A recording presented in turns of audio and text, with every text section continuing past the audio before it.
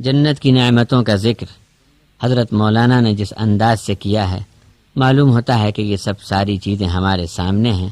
اللہ تبارک و تعالی ہم کو یہ نعمتیں عطا فرمائے۔ اب اس کے بعد حضرت جہنم اور جہنمیوں کا کیا حال ہے اس کو بھی بیان فرماتے ہیں قرآنی آیات کی روشنی میں، تاکہ جہنم کا ڈر ہمارے دل میں ہو اور ہم اس سے بچنے کی فکر کریں۔ تو سورہ ابراہیم کی آیات کے تحت سنیے، حضرت مولانا عبدالکریم پارک صاحب تحریر فرماتے ہیں، جہنم والوں کی پیاس بجھانے کے لیے زخموں کا دھون، پیپ اور لہو پلایا جائے گا۔ پیاس بجھنے کے بجائے اور بڑھے گی، اللہ پناہ میں رکھے۔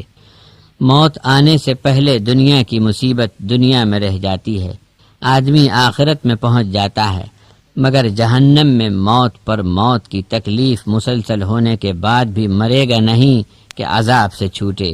ایک ایک بیڑی سنکل میں کئی کئی مجرم اکٹھے باندھے جائیں گے۔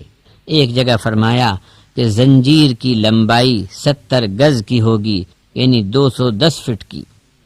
سورت نمبر 16 النحل آیت 85۔ وَإِذَا رَأَى الَّذِينَ ظَلَمُوا الْعَذَابَ فَلَا يُخَفَّفُ عَنْهُمُ الْعَذَابُ وَلَا هُمْ يُنظَرُونَ۔ حضرت مولانا عبدالکریم پارک صاحب یہاں تحریر فرماتے ہیں، جہنم کا عذاب مسلسل و دائم قائم ہوگا، کسی دن ہلکا نہیں ہوگا۔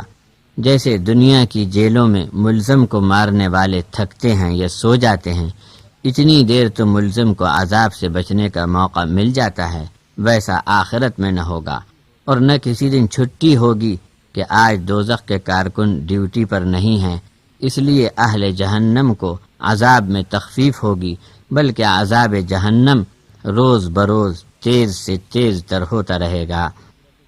سورۃ الکہف کی آیت ہے، وَقُلِ الْحَقُّ مِنْ رَبِّكُمْ فَمَنْ شَاءَ فَلْيُؤْمِنْ وَمَنْ شَاءَ فَلْيَكْفُرْ إِنَّا أَعْتَدْنَا لِلظَّالِمِينَ نَارًا أَحَاطَ بِهِمْ سُرَادِقُهَا وَإِنْ يَسْتَغِيثُوا يُغَاثُوا بِمَاءٍ كَالْمُهْلِ يَشْوِي الْوُجُوهَ بِئْسَ الشَّرَابُ وَسَاءَتْ مُرْتَفَقًا۔ حضرت مولانا پارک صاحب کی غیر مطبوع تفسیر سے سماعت فرمائیے، ایمان لانا نہ لانا آدمی کی مرضی پر ہے، لیکن ایمان نہ لانے پر سزا بھگتنا بہرحال ہر بے ایمان کے لیے لازم ہے۔ جہنم تو آگ ہی آگ ہے، لیکن اس آگ میں بھی کئی کئی شکلوں والے عذاب کا تسلسل ہے۔ یہاں پر پینے کی چیز تیل کی تلچھٹ اور پگھلے ہوئے تانبے کی ہوگی، چہرے بھون ڈالے جائیں گے، کھال گل جائے گی اور ویسے ہی دوبارہ بنتی جائے گی، تاکہ عذاب میں کبھی ٹھہراؤ یا وقفہ نہ ملے۔ زخموں کے دھونوں اور لہو پیپ کا بھی تذکرہ آیا ہے۔ اللہ تبارک و تعالی ہر ایمان والے کو بچائے۔ سورہ طٰہٰ کی آیت 74 ہے، إِنَّهُ مَن يَأْتِ رَبَّهُ مُجْرِمًا فَإِنَّ لَهُ جَهَنَّمَ لَا يَمُوتُ فِيهَا وَلَا يَحْيَا۔ یہاں بھی حضرت مولانا کی غیر مطبوع تفسیر سے ایک اقتباس سنیے، دوزخ کی یہ بڑی بھیانک مصیبت ہے کہ آدمی وہاں مرے گا نہیں۔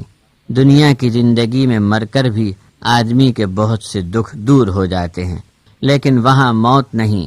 پھر جو عذاب کی زندگی ہے وہ تو موت سے بھی بدتر کہ کبھی راحت نہیں، عذاب میں تخفیف نہیں، اور کبھی چھٹکارا اور نجات بھی نہیں ملے گی۔ دیکھیے سورہ اعلیٰ آیت 13۔ سورۃ الانبیاء کی آیت 39 کے ذیل میں حضرت مولانا تحریر فرماتے ہیں، ہاتھ پیر تو زنجیروں میں بندھے ہوں گے اور آگے پیچھے انگاروں کی مار مسلسل پڑتی رہے گی، منہ اور پیٹھ سے روکنے کے سوا بچاؤ کی اور کوئی صورت نہ ہوگی، اور ظاہر ہے کہ منہ کے بل آگ کے ریلے کو روکنے کے بڑے بھیانک معنی یہ ہیں کہ منہ سے آگ کا مقابلہ کرنا پڑے گا۔ چہرہ اور پیٹھ کی حالت جو اس وقت بنے گی اسے بیان کر دینا کسی انسان کے بس کی بات نہیں۔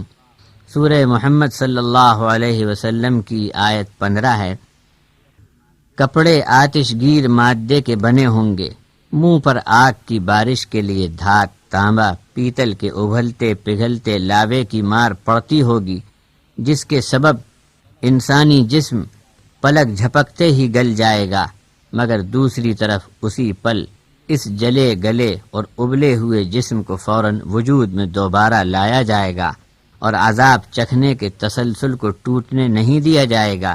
دیکھیے سورہ نساء آیت 56 اور سورہ محمد صلی اللہ علیہ وسلم آیت 15۔